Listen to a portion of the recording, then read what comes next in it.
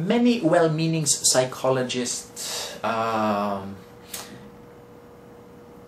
failure to listen is because they are almost ready to give a solution or an advice to a client's problem. And we call that kind of a discount solution or advice giving, and that's not genuine listening. The psychologist merely parrots a litany or a recipe in how to resolve the client's problems, and in the process of doing that, he or she deprives the client of the client's chance to resolve her own problem herself, to look for options, look for alternatives herself. Instead, what happens is that the psychologist offers a very clear-cut solution, like giving a recipe in how to bake in living the client's life, making the client dependent on her. A poet once said, give a man a fish and he eats for a day. Teach a man how to fish and he eats for a lifetime. I think genuine listening means helping the client fish for himself, so that with or without the therapist, she can eat for a lifetime. Some psychologists also engage in a discount by placating or pacifying the client.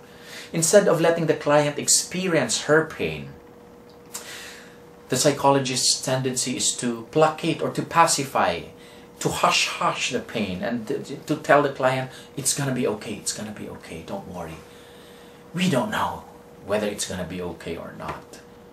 And it would be a disservice to the client if we fail to genuinely listen to the client and journey with her in her pain.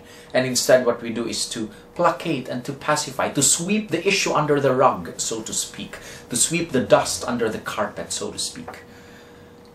And that's a discount. That's not genuine listening. The beginning sign that the psychologist genuinely listens is when he or she is able to paraphrase, to capture what the client said and say it back to her. So we use expressions such as, what you mean to say is this, did I get you right?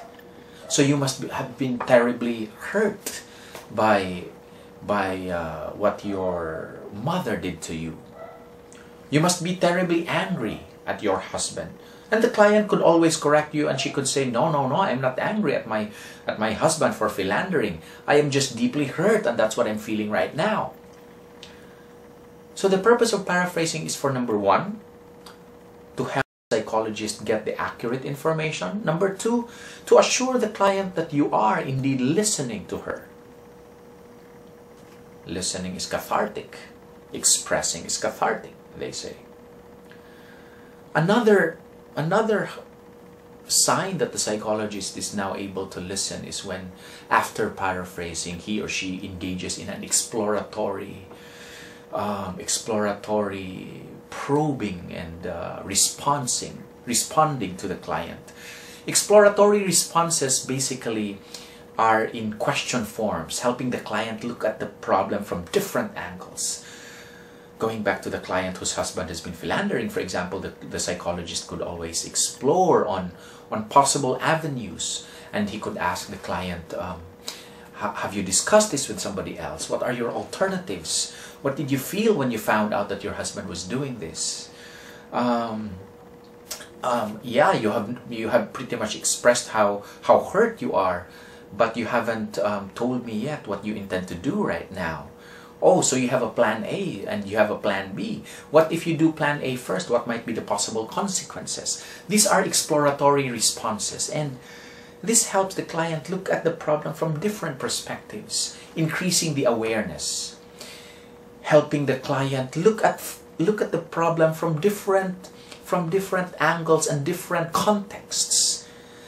Exploratory responses also help the client, what cognitive psychologists call, reframe the problem. Instead of saying, this is a devastating time in my life, this is the most hurtful time in my life, she could now begin to say that this is a challenge in my life at the moment. And that's another beginning sign that the psychologist is listening. So the bottom line, listening is actually what psychologists call as empathy. Empathy comes from two Greek words, em and pathos, which means to be with a pained other. Pathos means pain. So genuine listening means to feel what the other person feels, to use the Indians' terminology, to put yourself in the other person's moccasins. But it's not just ordinary feeling what the other person feels, because that might be a dangerous scenario. For example, if you feel the anger that a person feels, you might get clouded by her anger as well. If the client is so confused, the psychologist could be drawn and could be sucked into the confusion as well. If the client is angry at her husband, the psychologist could also harbor anger at the husband who has been philandering. And that's not empathy, that's just sympathy. Genuine empathy means that while you feel what the other person feels, you are also aware that there's a boundary that separates between you and the client. It is the awareness and the acknowledgement that you cannot fight the battles for her. That is empathy. It is a dance between joining the person in her pain, but at the same time establishing some distance and boundaries so that the client will be made fully aware that this journey is hers to make. And the most that the therapist can do is to accompany her in her journey. That's empathy.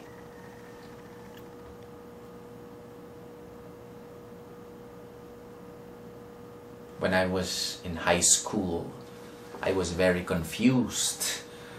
I was in the seminary, by the way, a long time ago, about 25, 30 years ago, and I was so very confused about religion, about God, about a lot of things, whether I wanted to become a priest or not, whether the religion is right for me or not. And I asked a lot of counselors and spiritual directors, but what I heard were basically discounts. One would say, oh, let's pray over it, spiritualization. The other would say, oh, life's like that, universalization. The other would say, well, that happened to me when I was a kid, so you better tighten up your bootstraps, young man. That's counter-disclosure. And so others would say, oh, that's a sin to even talk about that. Oh, that's moralizing. A lot of discounts confused me some more, until one bishop said, and he allowed me to express my doubts about religion, about God, about a lot of things, and he said, I know you're confused, but I don't know what to do. So I pushed him. I was like 14, 15, 16 years old, and I told him, okay, I'm confused, but you're not confused. What would you do if you were in my place? Whereupon the bishop said, I don't know.